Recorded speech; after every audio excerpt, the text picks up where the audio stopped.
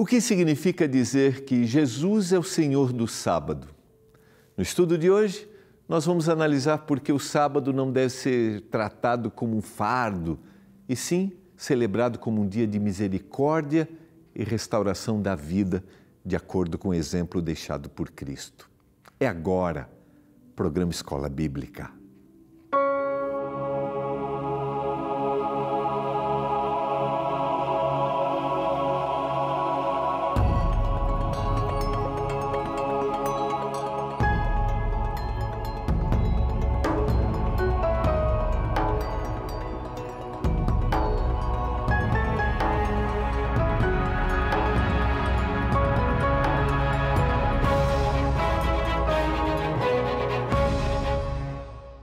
Olá, tudo bem com você? Que alegria! Está no ar o programa Escola Bíblica, aqui pela TV Novo Tempo, o canal da Esperança.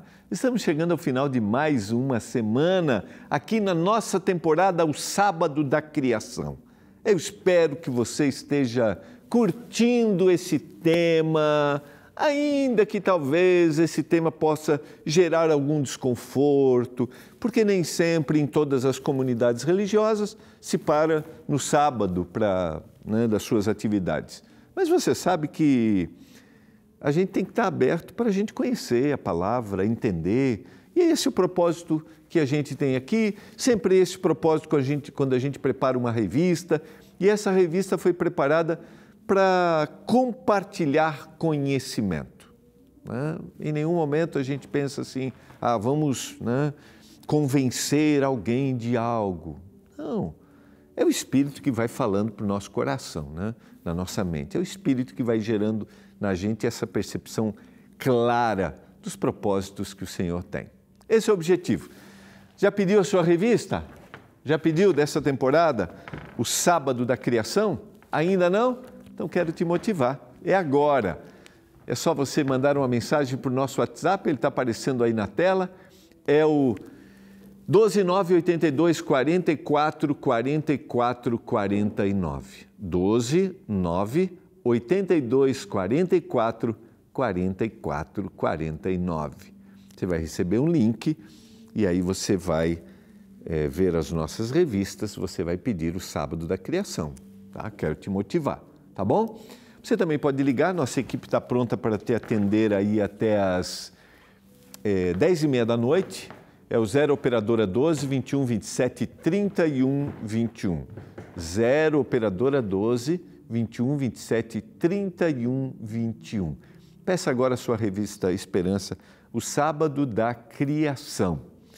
E também quero lembrar a você que todo o nosso material, as nossas revistas, elas são distribuídas sem nenhum custo. Então, é só você pedir a sua revista, porque elas já foram patrocinadas pelos nossos doadores mensais, que são os nossos anjos da esperança.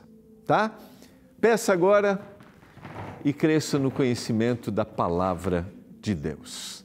Vamos orar e hoje vamos concluir a nossa semana, onde nós estamos falando sobre como Jesus lidou, como Jesus se comportava no sábado, o que ele fazia, e a gente tem visto inúmeras histórias aqui de contestação, dizendo que esse não guardava o sábado, ele não parava as suas atividades. Isto era uma perspectiva religiosa apresentada pelos judeus, que criaram inúmeras leis que acrescentavam coisas que não se devia fazer no sábado, que não eram orientações do Senhor. E essas leis foram se tornando como se fosse Deus dizendo que deveria ser assim. E Jesus vai buscar aqui, através do seu comportamento, a verdadeira essência que o sábado tem. Tá bom? Hoje a gente vai compartilhar mais dois momentos desses. Vamos orar? Senhor, obrigado porque estamos juntos para estudarmos a Tua Palavra. Nós te agradecemos pela Bíblia. Te agradecemos pela ação do Espírito Santo na nossa vida. O conhecimento da Palavra, com a ação do Espírito, gera transformação no nosso coração. E a gente te agradece por essa transformação. Quantos estão nos assistindo agora e já tiveram experiências do poder transformador?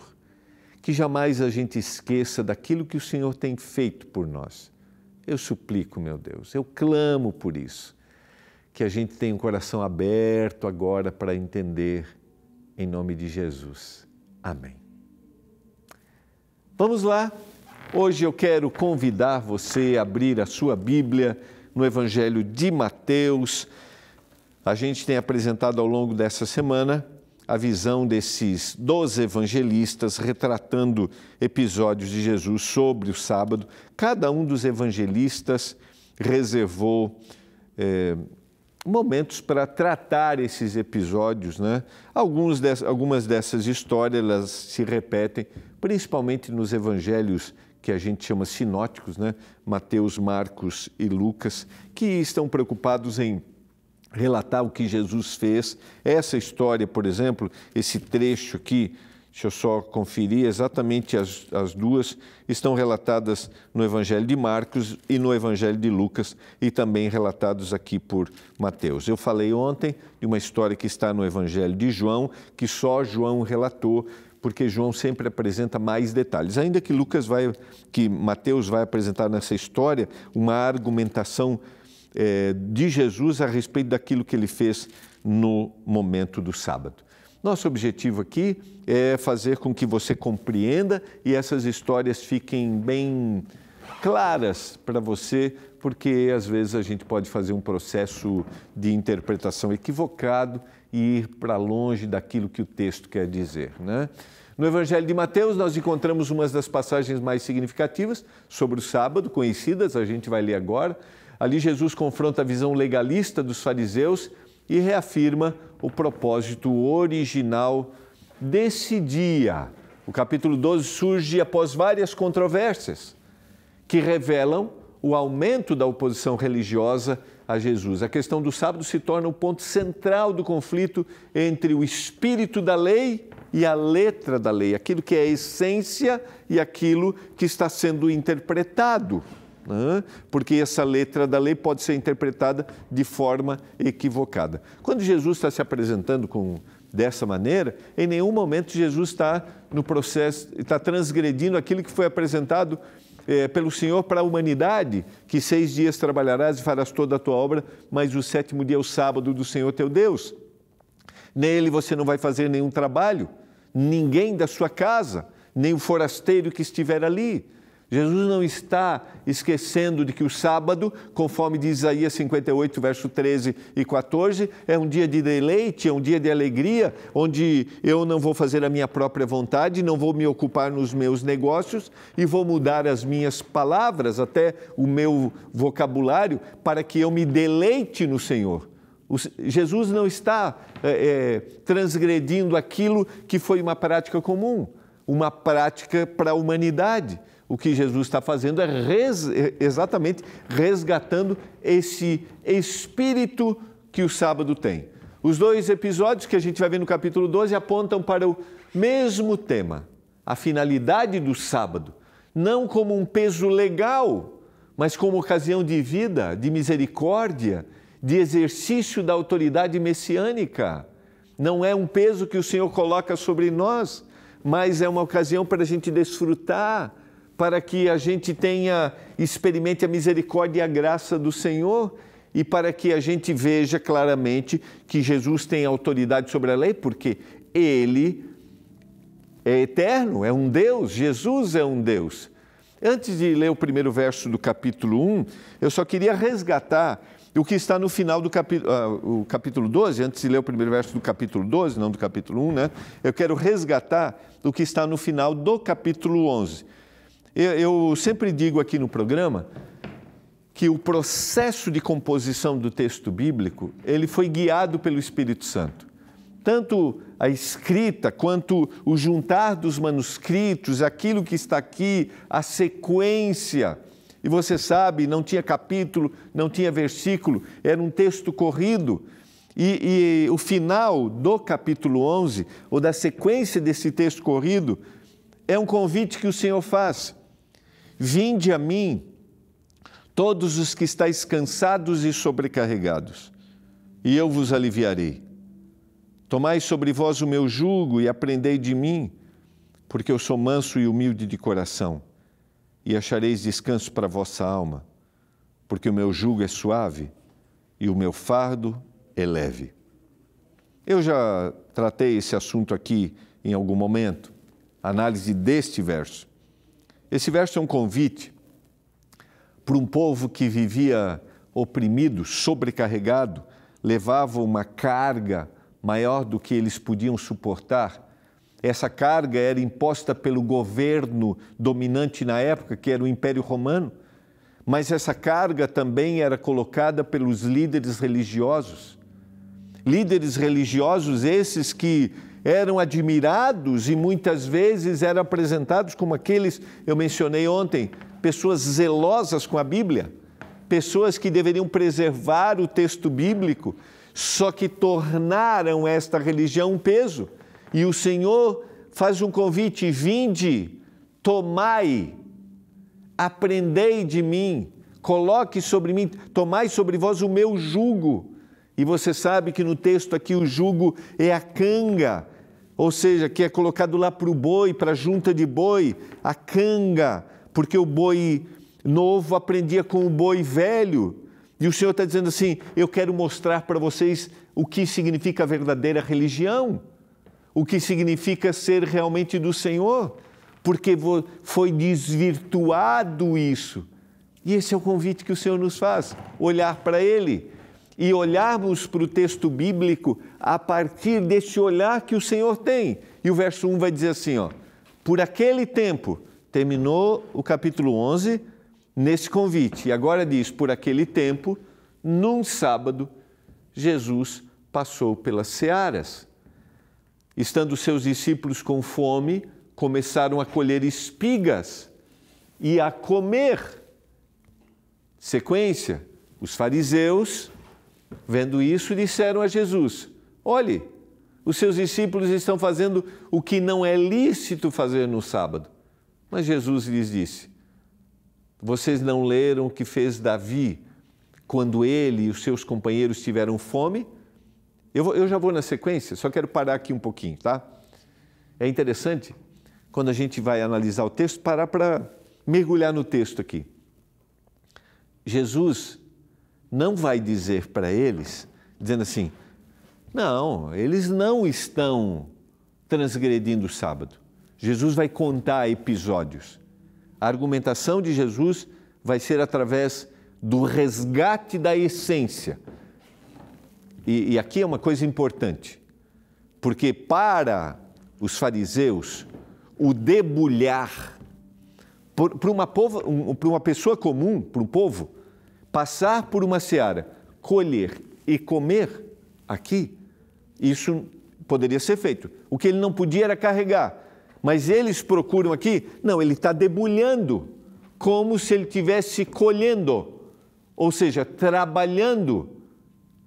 Mas eles estavam tirando para comer. Não havia essencialmente nenhuma transgressão, mas eles estavam buscando uma ocasião. E aí Jesus não entrou na argumentação da forma como a lei que eles criaram foi criada, a maneira como foi apresentada. Entende? Jesus vai apresentar histórias. E aí voltemos aqui. Vocês não leram o que Davi fez quando ele e os seus companheiros tiveram fome? Como entrou na casa de Deus e comeram os pães da proposição, os quais não era lícito comer, nem ele, nem os que estavam com ele, mas exclusivamente aos sacerdotes? Ou vocês não leram na lei que aos sábados os sacerdotes no templo profanam o sábado e ficam sem culpa? Eu vou parar aqui. Esse era um período em que Davi estava sendo perseguido. Esse era um período em que Davi e os seus homens estavam sendo perseguidos por Saul, e eles chegaram naquele momento do templo angustiados, com fome, e pediram o alimento. E o sacerdote disse, eu não tenho alimento para oferecer, a única coisa que eu tenho aqui são os pães da proposição. E foi dado para eles, e eles comeram deste pão. Você percebe que o Senhor está buscando a essência do indivíduo para a sua vida? para a sua vida aqui.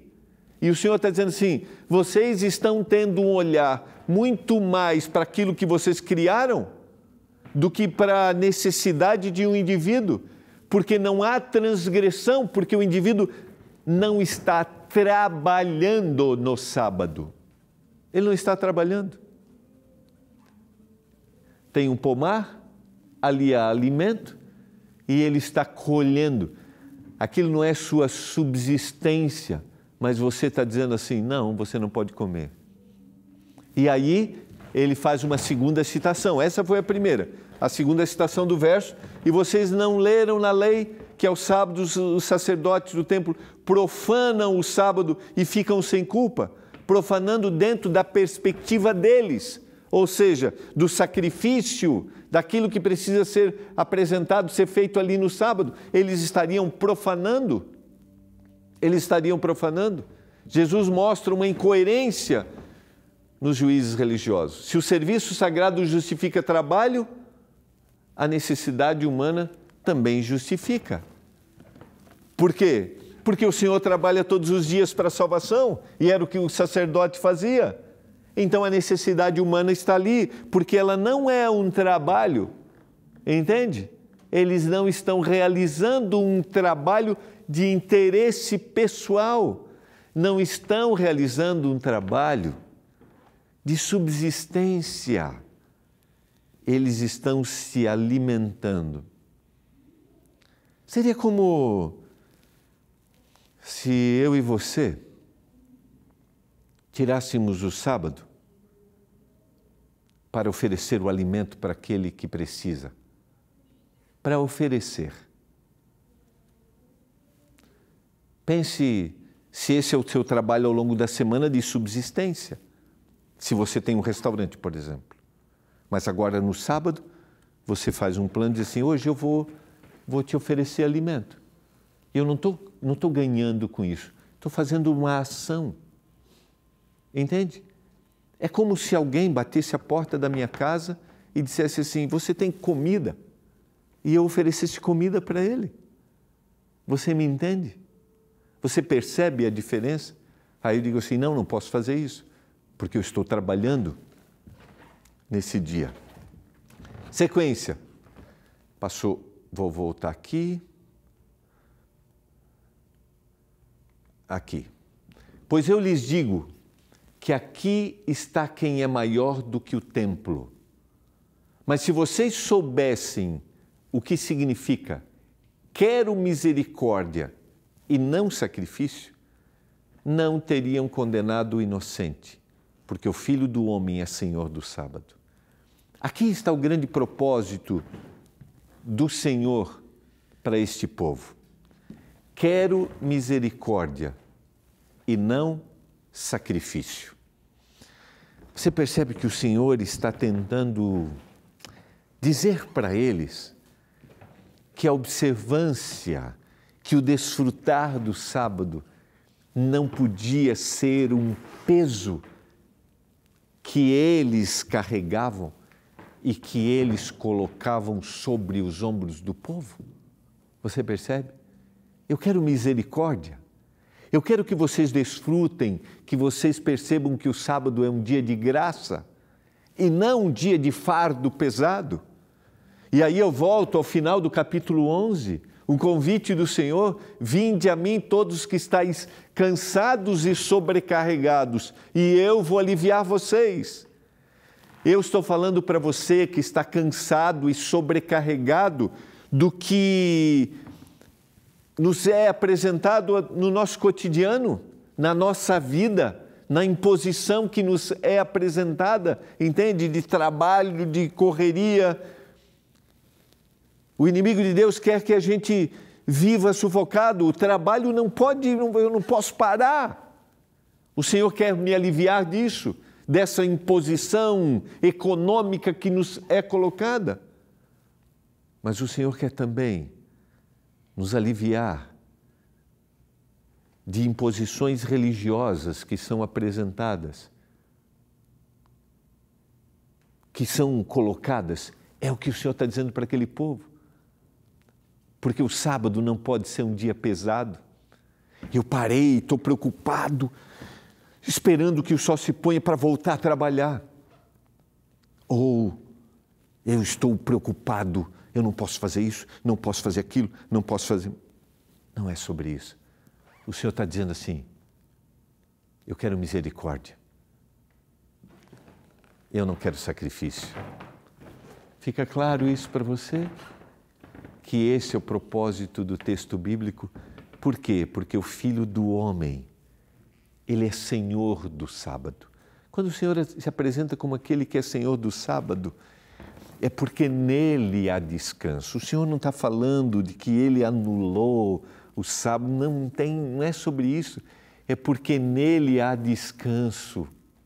Porque nele, quando eu olho para Ele, a forma como Ele viveu, aí sim eu vou repousar. Descansa no Senhor, espera no Senhor e você vai satisfazer aquilo que você precisa. Jesus cita o profeta Oséias, o capítulo 6 e o verso 5, para mostrar que para Deus a compaixão é mais importante do que a prática de um ritual. Para Deus, a compaixão é mais importante do que a prática ritualística. Eu devo ter compaixão, devo ter um olhar atento para as pessoas em todos os dias. Eu não posso me tornar insensível, mas se há um dia que eu devo ter um olhar ainda de maior compaixão e de maior sensibilidade, é o dia em que eu paro as minhas atividades, o sábado. Eu não deveria ir à minha comunidade religiosa sem ter esse olhar de afetividade para aquele que precisa, porque o sábado, querido, o sábado é um dia de misericórdia.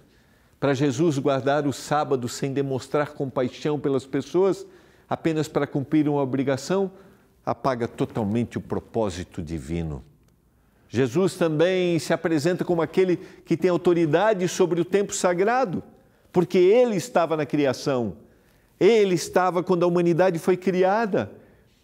Todas as coisas foram feitas por intermédio dele, Paulo vai dizer.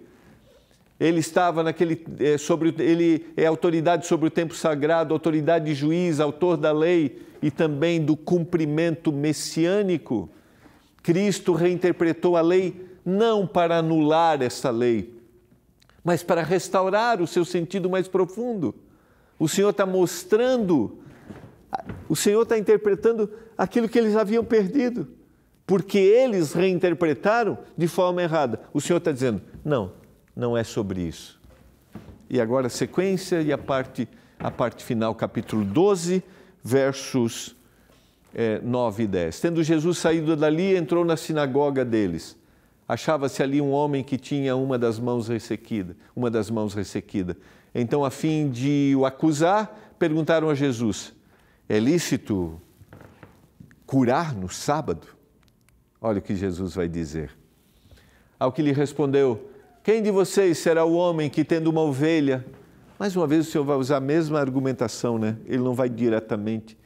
Mas como ele falou na primeira parte, Mateus apresentou, ele contou episódios, aqui ele vai contar episódios. Quem de vocês será um homem que, tendo uma ovelha, e num sábado, esta cair numa cova, não fará todo o esforço para tirá-la dali? Ora, quanto mais vale um homem do que uma ovelha? Logo, é lícito fazer o bem ao sábado. Percebe que a argumentação se vai diante daquilo que é fato? Se o seu animal cair, você não vai salvá-lo? Quanto mais vale a vida? Quanto mais vale a vida de um homem? Então Jesus disse ao homem, estenda a mão. O homem estendeu a mão e ela foi restaurada e ficou sã como a outra. Mas os fariseus, saindo dali, conspiravam contra ele, procurando ver como o matariam. Eu já citei isso em outra história que a gente analisou aqui durante essa semana. Para mim, me impressiona o espírito desses religiosos no dia de sábado. Eles saem dali com o objetivo de matar Jesus. Querido, vou te dizer uma coisa, pessoas que são rígidas, que se fecham dentro da sua religiosidade e que se tornam intensamente egoístas, essas pessoas podem chegar a atitudes extremas, como matar. Quando a gente analisa o livro do Apocalipse e a gente percebe os sinais sobre o fim, haverá um decreto de morte para aquele que for fiel ao Senhor e não receber o sinal da besta. E esse decreto de morte será feito por poderes religiosos e políticos que se juntarão. Você percebe? Você percebe como um indivíduo que se diz religioso pode se tornar alguém que mata e faz isso coberto pelas leis humanas? Esses homens estavam tendo o mesmo desejo no coração. Saíram dali tão irados, tão fechados neles mesmos, tão fechados no legalismo religioso, que decidiram tramar a morte do Senhor. Jesus não aboliu o sábado, ele restaurou o seu verdadeiro significado. Deus reprova cultos que são formais, enquanto a injustiça continua, e a gente percebe que isso aconteceu na igreja cristã quando ela se afastou do Senhor. Jesus nos lembra que o sábado foi criado para restaurar a vida, não para aprisionar pessoas em regras. Ele, como Senhor do sábado, trabalha para curar, libertar e para renovar. O sábado é para restaurar o verdadeiro significado que a gente tem para viver e não para aprisionar a gente. A prática sabática deve refletir o coração de Deus. Se um gesto de bondade salva ou consola alguém, ele está em harmonia com o espírito do sábado. Um gesto de bondade. Eu quero fazer um convite para você. Eu quero te convidar nesse próximo sábado a você parar suas atividades. Que tal ter um olhar para as pessoas? Cuidar das pessoas. Eu quero te convidar a ir na igreja adventista mais perto da sua casa. Entra no site encontreumaigreja.com.br. Você vai descobrir qual igreja vai ter aí perto da sua casa. Vai lá. Você vai ser bem-vindo. Celebre. Se houver uma atividade de envolvimento comunitário no sábado à tarde, faça. Experimente a bênção do sábado. Faça um piquenique com a sua família. Eu tenho dito isso ao longo desse mês aqui. Desfrute da bênção do sábado. Tenha um olhar para as pessoas. Pai do céu, obrigado por Jesus, que nos ensina como a gente deve viver o sábado, porque Ele é Senhor do sábado. Ele criou todas as coisas. Restaura em nós o verdadeiro significado. E eu convido, Pai, os meus queridos que desfrutem do sábado. Toca no coração deles para isso. Eu clamo em nome do Salvador. Amém. Bom final de semana. A gente se vê segunda.